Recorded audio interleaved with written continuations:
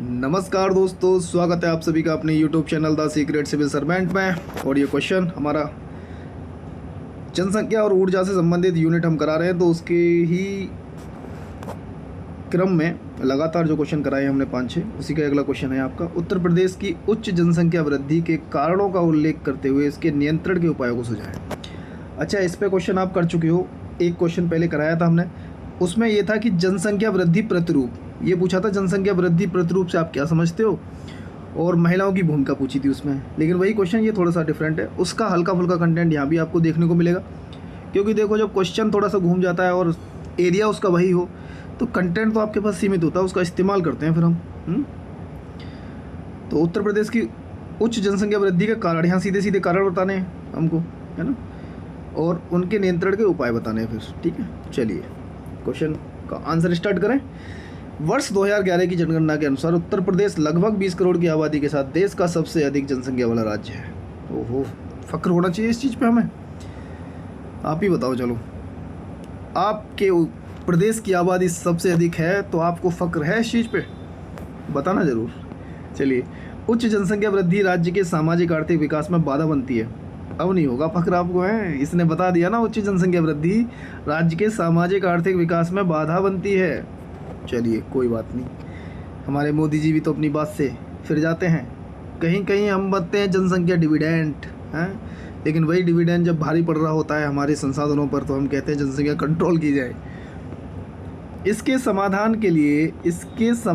के लिए राज्य और केंद्र सरकार द्वारा बहुत से प्रयास किए जा रहे हैं। बताइए भैया, कौन कौन से प्रयास किए जा रहे हैं। प्रयास करने से पहले हमने 2 डायग्राम तैयार करके दिए आपको, ये बताया कि किस तरीके से जनसंख्या वृद्धि यूपी की हो रही है। 2024 में आपकी 24 करोड़ से भी ज़्यादा हो चुकी है, लगभग 25 करोड़ से ऊपर पहुंच चुकी है। तो ये हमने दिखाया ग्राफ। 2002 में जो 160 मिलियन मतलब 16 करोड़ आबादी थी, वो पहुंच गई अब कितना, 25 करोड़, डबल होने को जा रही है। चलिए, और बाकी उत्तर प्रदेश के जो हमने जनसंख्या वृद्धि के कारण देखे, तो उसके कुछ फैक्ट ऐसी बता दिए। क्षेत्रफल इतना है हमारे उत्तर प्रदेश का, देश में सर्वाधिक जनसंख्या है, जनसंख्या घनत्व 829 है, 10 की वृद्धि दर 20.22% है 2001 से 2011 के दशक में। अब अगर 2021 की जनगणना हो जाती टाइम पे, तो हम डाटा दे रहे होते थे 2011 से 2021 का। अब जनगणना हुई नहीं, तो फ़ायदा भी एक प्रकार से कि वही पुराने डाटा रटे हुए हैं 2011 की जनगणना के, वहीं से क्वेश्चन आते हैं। चलिए, ये तो हमने काम किया एक्स्ट्रा वैल्यू एडिशन का। हाँ, है तो सही, थोड़ा सा वैल्यू एडिशन का, एक्स्ट्रा तो नहीं है। अब सीधा आप जाओगे कारणों पर, क्योंकि मेन फोकस पॉइंट तो वही था आपका कि जनसंख्या वृद्धि के कारण क्या है। और उसके कारण हमने बांट लिए इस तरीके से कि भौगोलिक कारण है, सामाजिक कारण है, राजनीतिक कारण है, आर्थिक कारण है, सांस्कृतिक कारण है। ठीक है ना। जब इस तरीके से हमने इसको बांट लिया, तो उसके पॉइंट देख लेते हैं कि भौगोलिक कारक कैसे जनसंख्या वृद्धि के कारण में होते हैं। क्योंकि उत्तर प्रदेश आपका गंगा यमुना का क्षेत्र है, जो उपजाऊ क्षेत्र है भाई, उपजाऊ क्षेत्र है, तो जहाँ खाने पीने की दिक्कतें नहीं रहेंगी, जनसंख्या बढ़ेगी, सीधी सी बात है, सुलभ जल तक पहुँच है। तो पहले भी जितनी सभ्यताएं आप देखते हो, वो सब कहाँ, नदी किनारे ही तो बसती थी। और यूपी को तो वरदान मिला हुआ है गंगा यमुना का, पॉपुलेशन इसलिए यहाँ बहुत दिखाई देती है। ठीक है, बुंदेलखंड में पॉपुलेशन क्यों नहीं है भाई इतनी, क्योंकि वो एरिया उस टाइम में तो सूखाग्रस्त एरिया है।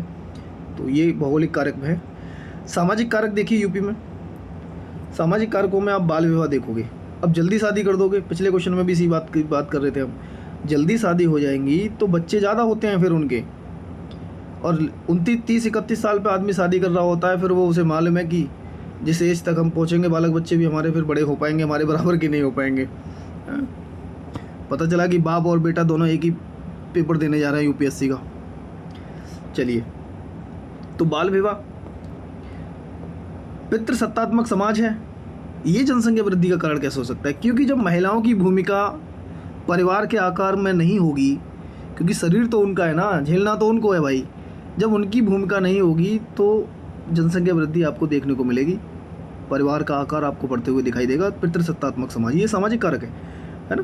उच्च प्रजनन दर आप देख सकते हो कि 2.4 है, जबकि राष्ट्रीय प्रजनन दर से अधिक है हमारी उत्तर प्रदेश की प्रजनन दर। गरीबी के ये लेटेस्ट आंकड़े डाले हैं, 17.40% गरीबी यूपी में अभी भी है। क्योंकि गरीब होते हैं तो गरीबी के निवारण के तौर पे वो देखते हैं कि गरीबी का निवारण इसी में हो सकता है, ज़्यादा से ज़्यादा बच्चे होंगे, ज़्यादा से ज़्यादा कमा के लाया करेंगे। माइंड सेट होता है ना ऐसा, तो वो भी एक कारक है ना। और सन मेटा वरीयता, ये मैंने पिछले क्वेश्चन में बताई थी, कंटेंट वही होता है, घुमा फिरा करके बट डालना होता है। मतलब बेटे की इच्छा, पुत्र की प्राप्ति में बच्चे करते रहना लगातार, है ना। लड़कियां होती जाएंगी, जब तक बेटा नहीं होगा स्टॉप ही नहीं होगा कहानी। चलिए, आर्थिक कारण में गरीबी निवारण के लिए अधिक जनसंख्या बढ़ाना रूढ़िवादी सोच है, बिल्कुल है। श्रम बल अधिक, हाँ गरीब घर के लोग तो यही सोचते हैं कि बच्चे ज़्यादा होंगे तो काम धंधे में काम आएंगे अपने।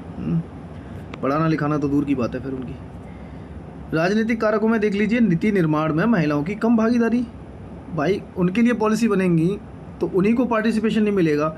महिलाओं से संबंधित पॉलिसी पुरुष बना रहे हैं, तो उनको इतना ज़्यादा संवेदनशील ऐसी चीज़ें होंगी तो वो कैसे बता पाएंगे। और परिवार नियोजन कार्यक्रमों का प्रभावी कार्यान्वयन ना होना, सबसे बड़ी बात तो यही है। कुछ कानून रूल्स रेगुलेशन आते हैं तो उनका इफेक्टिव इम्प्लीमेंटेशन नहीं हो पाता। सांस्कृतिक कारकों में देखिए रूढ़िवादी सोच। ओके, तो जनसंख्या वृद्धि के कारक हमने बता दिए, कुछ और कारक रह गए हैं तो उनको भी देख लीजिए, कुछ नहीं छोड़ेंगे भाई। अब इसमें से अगर आपको 70% या 60 से 70% भी याद रहे उतने कारक बहुत है, बाकी सफिशिएंट है। स्वास्थ्य सुविधाओं का अभाव, अच्छा ये जनसंख्या वृद्धि का कारण कैसे है कि स्वास्थ्य सुविधाओं का अभाव है। आप उसको ऐसे देख सकते हो कि स्वास्थ्य सुविधाओं का अभाव ये है कि जैसे उस वाले क्वेश्चन में भी मैंने बताया था, अब गर्भ निरोधक जो चीज़ें हैं उनके बारे में भी जागरूकता नहीं है। 50 से 57% महिलाओं को मुश्किल से पता है, उसके बाद तो फिर दिक्कत होती है। स्वास्थ्य सुविधाओं का अभाव तो है ही। अन्य राज्यों से प्रवासन, अच्छा ये वाला, ये मैंने स्टार्ट इसलिए मार दिया था लिखते टाइम ही कि ये वाला पॉइंट मैं कह रहा, मैंने यूपी के लोग तो यार पूरी इंडिया में चारों तरफ पड़े हुए हैं, क्या यूपी में भी आते हैं क्या प्रवासित होकर के। मैं कह रहा इसको डिलीट ही कर देना, पर ठीक है लिख लिया। बड़े परिवारों की चाह, अब बड़े परिवारों की चाह कैसे घरों में रहती है, लठैत चाहिए क्या घर में, तो बड़े बड़े परिवार होंगे। चलिए, महिलाओं का अशिक्षित होना लगभग 43% अशिक्षित है, और 57% यूपी में साक्षरता दर है अगर महिलाओं की तो, ठीक है ना। चलिए, तो ये हमने कारण बता दिए आपको जनसंख्या वृद्धि के। अब अगर जनसंख्या नियंत्रण के उपाय क्या हैं, उपाय जो किए गवर्नमेंट ने वो और हो सकते हैं वो दोनों ले लिए। छोटे परिवारों को प्रोत्साहन दिया जाए, हम दो हमारे दो, है ना। और नई जनसंख्या नीति यूपी लेके आई थी, उसमें बहुत सारे प्रावधान किए गए थे, है ना। गवर्नमेंट का पंचायतों में बोला था कि इलेक्शन नहीं लड़ सकते 2 से अधिक बच्चे हों तो, ऐसे कुछ। चलो छोटे परिवारों को प्रोत्साहन दिया जाए, मतलब जिसके छोटे परिवार हों उनको कुछ एक्स्ट्रा बेनिफिट दिए जाए। महिला शिक्षा पर विशेष ध्यान, शिक्षा पर विशेष ध्यान तो हो लेकिन उसमें भी महिला शिक्षा पर विशेष ध्यान होना चाहिए, तो इसका मतलब ये है शिक्षा और स्वास्थ्य पर निवेश किया जाए। परिवार नियोजन और प्रजनन स्वास्थ्य के प्रति जागरूकता बढ़ाई जाए। अब साई नेचर वाले लोग हैं इंडियंस जितने भी हैं, और इंडियंस में हमारे यूपी वाले परंपरागत रूढ़िवादी सोच, करेंगे सारे काम लेकिन बोलेंगे नहीं, सामने दिखाएंगे नहीं, बस बने रहेंगे शरीफ। तो परिवार नियोजन और प्रजनन स्वास्थ्य के प्रति जागरूकता बढ़ाना। शहरीकरण को बढ़ावा देना, अब ये शहरीकरण को बढ़ावा देने का मतलब इसके आ रहा है कि जैसे आप गांव में रहते हो तो गांव में जैसे जनसंख्या देखने को मिलती है उनको बच्चे ज़्यादा मिलते हैं, जैसे शहर में आते हैं तो स्वास्थ्य और एजुकेशन का दिखाने को मिलता है तो बच्चे भी कम रहते हैं। तो शहरीकरण को बढ़ावा, वो तो वैसे ही बढ़ रहा है, शहरीकरण की अपनी समस्या है भाई, शहरीकरण की अपनी समस्या है, पर ठीक है हम तो उपाय बता रहे हैं ना, जनसंख्या नियंत्रण के उपाय। निरोधक उपायों को प्रोत्साहन देना। बाल विवाह के खिलाफ सख्त कानून और उनका प्रभावी कार्यान्वयन किया जाए, है ना। बच्चों का विवाह इतना जल्दी ना हो।